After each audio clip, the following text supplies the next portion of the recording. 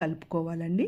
ఇలా నీళ్ళు ఇందులో కలపక ముందే మనం అంతా కలిపిన తర్వాత ఒక్కసారి ఈ పిండిని చేతిలోకి తీసుకొని టేస్ట్ చేయాలండి. ఉప్పు కారం సరిపోయిందనుకో ప్రాబ్లం లేదు. ఒకవేళ సరిపోకపోతే కొంచెం వేసుకోవాలి. ఉప్పు కారం ఎక్కువైతే కొద్దిగా బియ్యపిండి యాడ్ చేసుకోవచ్చు. ఇలా కొద్దిగా నీరు కలుపుకుంటూ ఇలా పిండినంతా తడిపేసుకోవాలండి. పల్చగా చేసుకుంటే సర్వపిండి మంచిగా రాదండి. కాబట్టి మనం చపాతీ పిండికి ఎలా తడుపుకుంటామో అంత గట్టిగా తడిపి పెట్టుకోవాలండి. చూసారు కదా, ఇలానే కొద్దిగా పిండిని ఉండల్లాగా చేసుకుంటూ పక్కకు పెట్టుకుంటున్నాను. ఇలా మొత్తం తడుపుకొని పెట్టుకోవాలి. చూసారు కదా, ఇలా తడిపి పెట్టుకోవాలండి. ఇలా తడిపి పెట్టుకున్న తర్వాత మన దగ్గర సర్వపిండి చేసుకునే గిన్నె ఉంటుందండి.